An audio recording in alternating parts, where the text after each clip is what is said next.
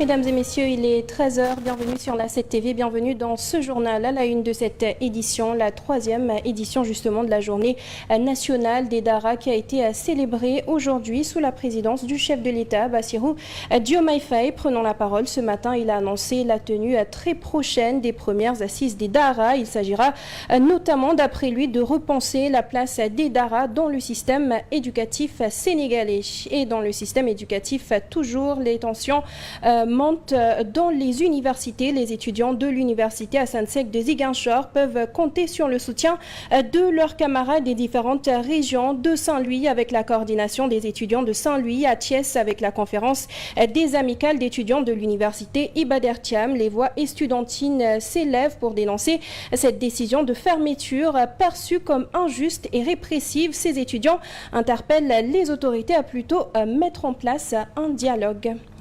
Et voilà tout pour l'essentiel des titres. Le développement, c'est tout de suite.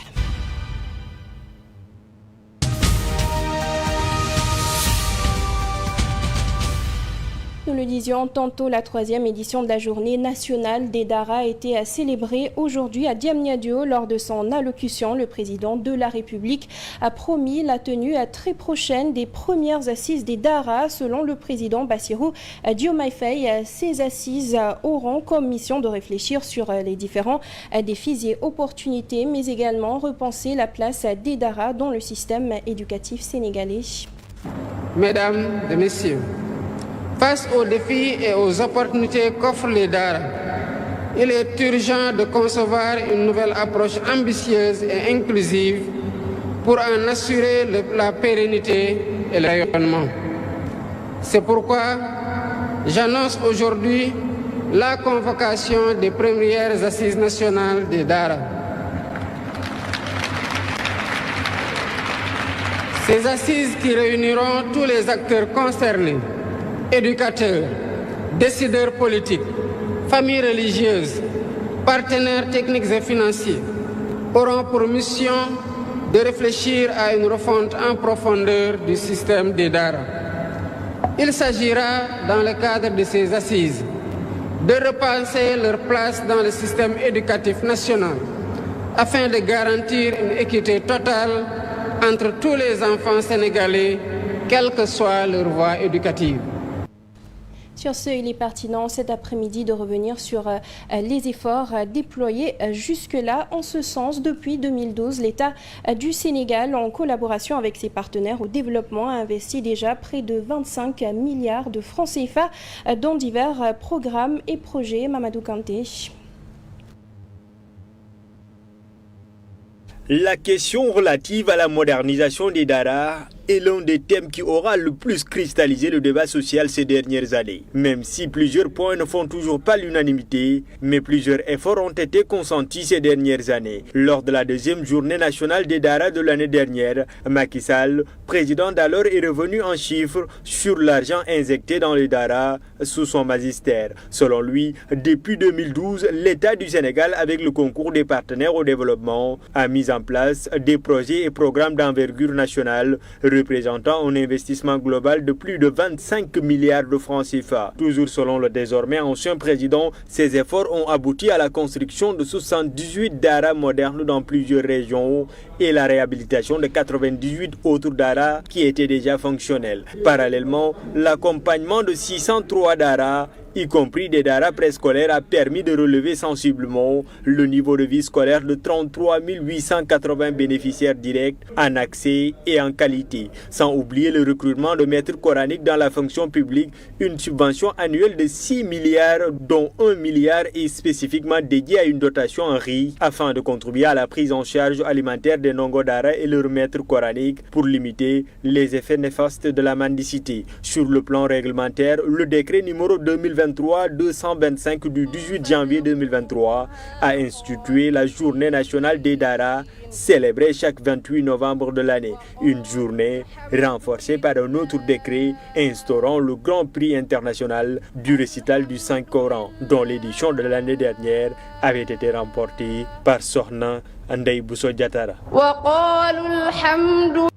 لله الذي صدقنا وعده وأورثنا الأرض نتبوأ من الجنة حيث نشاء.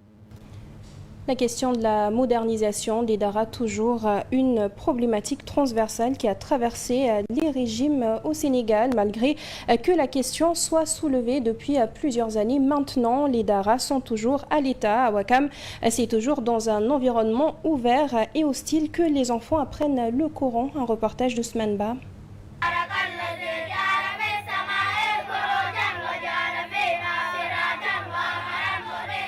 Nous sommes à Ouakam, à la cité Avion. Ici, l'apprentissage coranique est presque une tradition. Ici à Ouakam, il y avait 15 à 20 daras. Presque tout le monde est passé par les daras ici. Ce dara qui capitalise plus de 20 ans d'existence regroupe au moins 200 élèves qui viennent à des intervalles réguliers. Moi, j'ai un système différent à celui qu'on utilise d'habitude, avec des horaires de 8h à 13h. Je trouve que c'est dur pour les enfants. Donc, moi, je fais juste 10h à midi et le soir de 16h à 17h. Mais je reste jusqu'à 14h pour m'occuper des enfants qui n'ont pas assimilé leurs leçons. Ces murs délabrés, son toit en tôle et son environnement austère n'offrent pas forcément le confort qu'il faut à l'apprentissage. Puisqu'il n'y a personne qui habite ici et qu'il y a un manguier au-dessus du toit, pendant l'hivernage, les enfants montent sur l'arbre et font tomber les mangues sur le toit, ce qui l'endommage. Et à cause de ça, chaque année, l'eau coule et nous empêche de travailler durant l'hivernage. D'où le besoin fort de modernisation. Si on pouvait nous transformer cet endroit en classe avec des tables bancs et des chaises, ce serait une aubaine pour nous. Au-delà de ce dara même, cette modernisation est d'ailleurs une nécessité au vu de l'importance de la culture coranique dans la société. Les daras sont bénéfiques. Par exemple, même dans nos écoles, les enfants qui passent par nos daras sont toujours les plus doués. Malgré le tumulte de l'environnement presque inapproprié à l'apprentissage coranique, ces petites voix s'élèvent avec ferveur, preuve d'une dévotion à toute épreuve. Leur attachement à l'enseignement prophétique, contrastant à leurs conditions d'études, suggère une meilleure prise en compte de cette problématique. On reste toujours dans un registre d'éducation avec les échos du Conseil des ministres. Le président de la République a exprimé ses inquiétudes quant au climat social délétère dans les secteurs des universités, mais également de la santé en proie à des manifestations. Bassirou Diomaye Faye entend ainsi renégocier avec les organisations syndicales. Également parmi les sujets abordés lors de ce conseil hebdomadaire, l'installation de la 15e législature du Sénégal. En Conseil des ministres, le chef de l'État Bassirou Diomaye Faye a informé qu'il fixera dans les prochains jours par décret la date d'ouverture de la première session de l'Assemblée nationale nouvellement élue conformément à la Constitution. Le président de la République semble également préoccupé par le climat social qui règne dans les différentes universités du Sénégal, particulièrement celle de Ziguinchor où se font noter ces derniers jours des affrontements entre étudiants et forces de l'ordre. Pour lui, une transformation systémique des universités publiques du Sénégal s'impose. Il a donc rappelé au Premier ministre l'urgence de prendre toutes les mesures idoines afin d'assurer la continuité des activités pédagogiques et la stabilité sociale dans les universités et les établissements d'enseignement supérieur public. Le président veut aussi un plan d'urgence pour la livraison de tous les chantiers engagés par l'État dans les universités publiques. Autre problématique évoquée en Conseil des ministres, c'est celle afférente aux grèves annoncées par les syndicats de la santé et de l'éducation. À ce propos, le chef du gouvernement a demandé un bilan de l'état de prise en charge des points de revendication, accompagné du calendrier des rencontres envisagées ou déjà tenues avec les partenaires sociaux et les syndicats entre avril et novembre 2024. Sur cette base, il entend soumettre au chef de l'exécutif le calendrier des réunions qu'il compte tenir avec les principales organisations syndicales en vue de définir les contours d'un nouveau pacte de stabilité sociale. Selon le communiqué, le chef de l'État dit également porter une attention particulière à la problématique du renforcement du rôle des daras dans le système d'éducation et de formation. Toutefois, selon lui, ces établissements scolaires particuliers ne sont pas fondamentalement intégrés dans le système éducatif officiel, aussi bien dans l'enseignement général, professionnel que technique. C'est pourquoi il a rappelé au gouvernement l'impératif d'une meilleure intégration des daras dans le système éducatif officiel. Sur ce, nous prenons tout de suite la direction de Ziguinchor. Les étudiants de l'université Assane Seck ont tenu un point de presse ce matin pour dénoncer la fermeture de leur campus, une décision prise par l'administration suite à leur manifestation. Tout en rejetant ces mesures qu'ils jugent répressives, ils ont réaffirmé leur engagement à poursuivre leurs revendications dans un esprit d'ouverture au dialogue, exigeant des solutions concrètes plutôt que des promesses. Des décisions qui ont été prises au niveau du CA pour stigmatiser la coordination ou bien pour arrêter nos activités ou bien nous intimider, pour vous dire que cela ne marche pas avec la coordination. Et la coordination étant une structure responsable, nos pères étudiants nous ont élus pour défendre leurs intérêts matériels et moraux. La coordination ira jusqu'au bout de ces revendications. Nous faisons partie des coordinations les plus diplomatiques.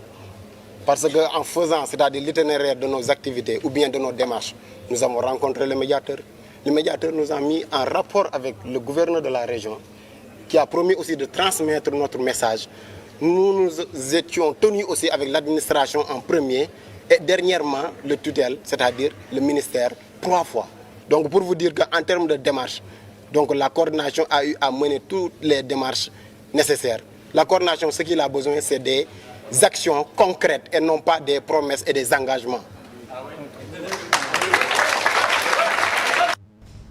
Toujours sur cette affaire, la coordination des étudiants de Saint-Louis, entité représentative des étudiants de l'université Gaston Berger, a vivement réagi à la décision des autorités de fermer l'université Assane Seck de Ziguinchor. Dans un communiqué officiel, la CSL dénonce cette mesure qu'elle qualifie d'irréfléchie et d'irresponsable. La CSL exprime également son inquiétude face à une tendance croissante des autorités à réprimer les voix dissidentes dans le milieu universitaire, une situation qui constitue selon elle une atteinte au droit inaliénable des étudiants sénégalais à une éducation de qualité. Face à cette crise, la coordination appelle les autorités à faire preuve de responsabilité et à revenir sur leurs décisions. Le communiqué qui insiste par ailleurs sur l'importance d'un dialogue constructif afin d'éviter des mesures drastiques susceptibles de déstabiliser davantage le système éducatif sénégalais.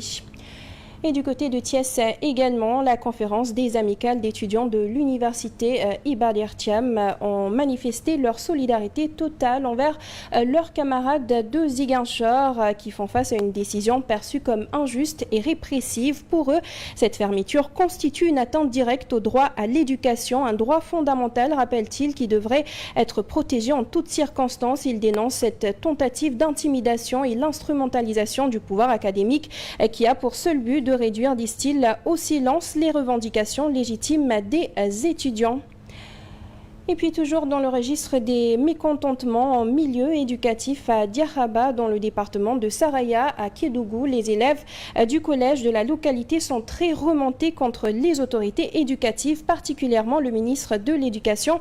Ce jeudi donc, ils ont violemment manifesté pour réclamer de meilleures conditions d'études. Professeurs d'histoire et de géographie, de français, d'espagnol, de PS et d'anglais. Après avoir délogé leurs camarades des autres établissements, ils ont investi la rue ce matin, barré la route nationale numéro 7 et brûlé des pneus sur cet axe routier très prisé par les transporteurs du Mali. Ils ont décidé d'observer une grève de 72 heures renouvelable pour inciter les autorités à se pencher sur leur sort. On reste ce jour dans le milieu éducatif. La sécurité des élèves aux abords de leur établissement, c'est la préoccupation du ministère des Infrastructures en partenariat avec l'ONG Laser. En ce sens, ils ont inauguré au niveau de Thiès un ensemble d'infrastructures appelées Zone 30. 2 écoles ont jusque-là déjà bénéficié de ce programme d'éducation routière. Il consiste à aménager les abords des écoles, les endroits fréquentés par les enfants. Le concept de la Zone 30 a fini de faire ses preuves un peu partout dans le monde. Donc si on en vient aussi à Thiès aujourd'hui à installer une zone 30 aux abords d'une école aussi bien fréquentée que celle-là, je pense que c'est une initiative non seulement salutaire mais de sécurité publique aussi. Parce que les enfants sont des usagers très difficiles à manager, à gérer. Si on ne peut pas agir directement sur les enfants, l'intelligence voudrait qu'on agisse sur l'infrastructure. Et là, c'est ce qu'on vient de faire avec des passages cloutés, mais aussi des zones très intelligentes. Les couloirs de vie que vous avez vus tout à l'heure nous permettent vraiment de sécuriser les zones où les enfants peuvent être aux heures de pause pour ne pas qu'ils aillent sur la route au risque de vraiment se faire heurter par les 2 roues motorisées qui sont très fréquents dans la zone, mais aussi par les véhicules. Mais aussi les dodanes qui sont installés ici sont réglementaires parce que l'ASER a mis à contribution l'AGEROUTE qui, de par son professionnalisme, a mis à disposition des dodanes bien éclairés, mais aussi qui respectent les dimensionnements des normes internationaux. Sur ce, nous prenons la direction de Rufisque suite à la publication de l'arrêté relatif à la répartition du produit de la contribution sur la valeur ajoutée de la contribution économique locale. La colère persiste. De nombreuses personnalités politiques et membres du mouvement citoyen appellent à la mobilisation, dénonçant ce qu'ils considèrent comme étant un affront flagrant à leur localité. Amadou Saignan, expert en décentralisation, affirme que cette baisse soudaine met en péril le développement de Rufisque et menace l'avenir de ces projets locaux. La suppression du guichet de stabilisation de la CLVA vont en pâtir. Ce guichet-là était destiné à disparaître. Quand en 2019, on a mis en place la CEL.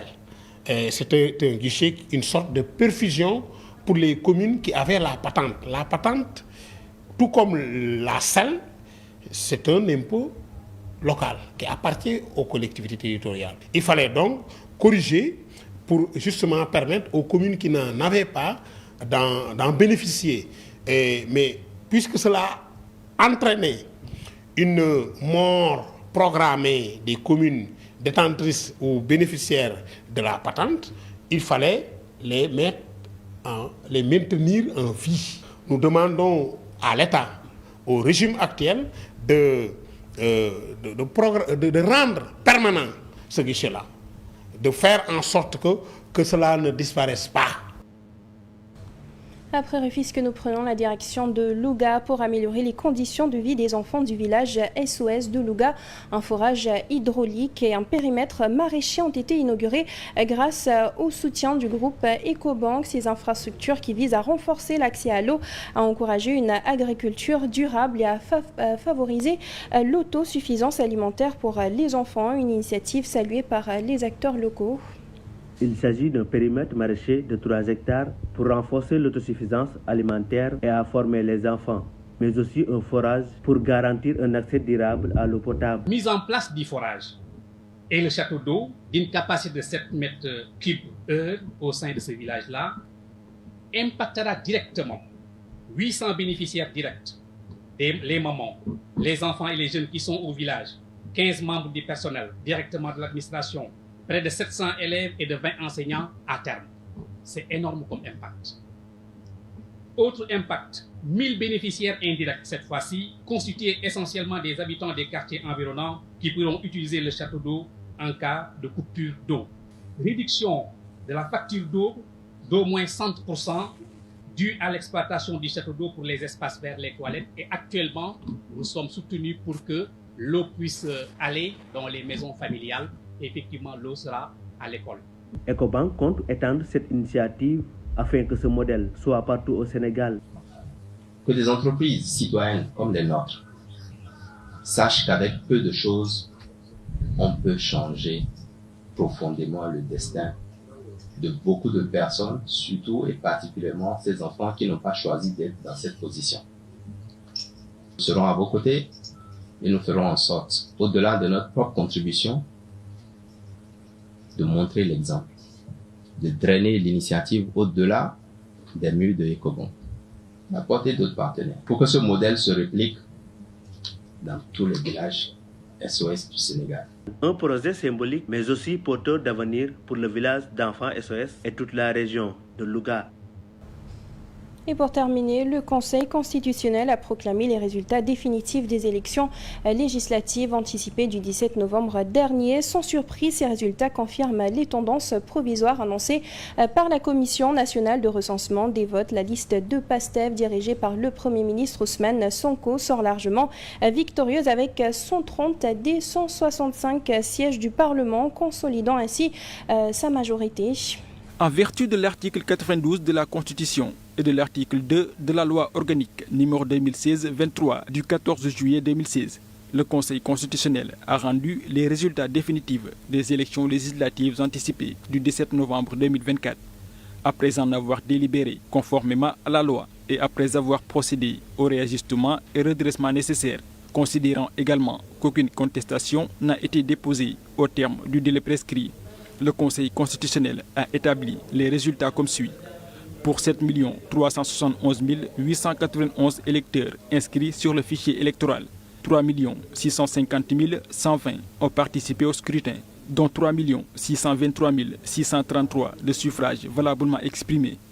En ce qui concerne le nombre de députés obtenus par chaque coalition, le parti PASTEF vient en première position avec 1 991 770 des suffrages et obtient 130 sièges sur les 165 disponibles à l'Assemblée nationale. Le parti PASTEF est suivi par la coalition Takku Wallu Sénégal qui remporte 531 446 suffrages et se retrouve avec 16 sièges. En troisième position, il y a la coalition Jammak Njariñ qui a obtenu 330 865 voix et remporte 7 sièges. Ensuite, il y a la coalition Sam Sa Kàddu qui récolte 222 060 voix et gagne 3 sièges. Avec 47 636 voix, la coalition And Nawlé obtient 2 députés. La coalition Sénégal Kessé, la coalition And Bessal Sénégal, la coalition des nationalistes, la coalition Pôle Alternative, la coalition And Ci Kóolute Ngir Sénégal, la coalition Farlou et la coalition Soppi Sénégal se partagent les 7 autres sièges, avec respectivement 1 député pour chaque coalition. Et sur ce, nous passons tout de suite à la revue de presse. Bonjour, la fermeture du campus de l'Université Assane Seck de Ziguinchor est l'un des sujets les plus en vue dans cette édition parue ce jeudi. L'Info parle d'une solution radicale des autorités et estime que le bras de fer opposant les étudiants de l'Université Assane Seck à l'administration de ce temple du savoir est loin d'être terminé. Le conseil académique de la Ligue Université a décidé mercredi de fermer le campus pédagogique du établissement public d'enseignement supérieur jusqu'à nouvel ordre. Il a annoncé la dissolution des amicales d'étudiants et la suppression du renouvellement des bureaux et des mêmes instances. Vox Populi titre Université de Ziguinchor fermée après une série de violences. Le recteur ferme le campus. Le directeur du CUS de Ziguinchor lui emboîte le pas avec le campus social. Le Soleil rapporte que des violences à l'Université Assane Seck de Ziguinchor a provoqué la fermeture du campus pédagogique et social et toutes les amicales dissoutes. Prendre des mesures urgentes pour assurer la continuité des activités pédagogiques dans les universités, c'est l'une des instructions données par le président Bassirou Diomaye Faye lors du conseil des ministres mercredi. Walf Quotidien annonce que Bassirou Diomaye Faye décrète un plan d'urgence à la suite de la grève à l'Université Assane Seck de Ziguinchor. Selon le quotidien, face aux contestations et revendications sociales, Diomaye Ousmane Sonko en sapeur-pompier, ajoutant que le conseil académique a opté pour la méthode forte. Le journal annonce aussi la convocation des députés en vue de leur prise de fonction. La balle dans le camp de Diomaye. Pour Sud Quotidien, il revient au président de la République Bassirou Diomaye Faye de fixer la date de l'installation de la 15e législature. En conseil des ministres toujours, le président de la République a annoncé qu'il convoquera par décret la première session de la nouvelle législature. Enquête embouche la même trompette et écrit que pour le vote de la loi de finances 2025, le gouvernement est dans une course contre la montre. Face à l'urgence budgétaire, il a annoncé un décret pour arrêter la date de la première session de l'Assemblée nationale. Les députés ont moins de 30 jours pour adopter la loi de finances. Le journal Les Échos met en exergue l'affaire Samuel Sarr qui cherche selon le journal une solution pour éviter la prison. Son face-à-face avec le juge reporté aujourd'hui, il souhaite que sa plainte pour faux usage de faux contre Moustapha Ndiaye soit diligentée. Source A lui indique que Samuel Sarr se radicalise. Ce dernier a raté hier son face-à-face avec le magistrat instructeur du 2e cabinet. C'est parce que ce dernier était retenu par des affaires personnelles. La défense espère une libération sous contrôle judiciaire. L'observateur se penche sur Vieux Aïdara, le retour en grâce d'un ancien fugitif. Sa condamnation par défaut à 10 ans de prison en 2015 pour complicité d'enrichissement illicite en question. En sport, Record parle de Cissé qui dément la rumeur selon laquelle il serait convoité par l'équipe mauritanienne. Selon le journal, Cissé ouvre la porte à El Ahly ou à Zamalek. Rem Sport sur la Ligue des Champions souligne que Liverpool fait vivre un nouveau cauchemar au Real. Bonne lecture.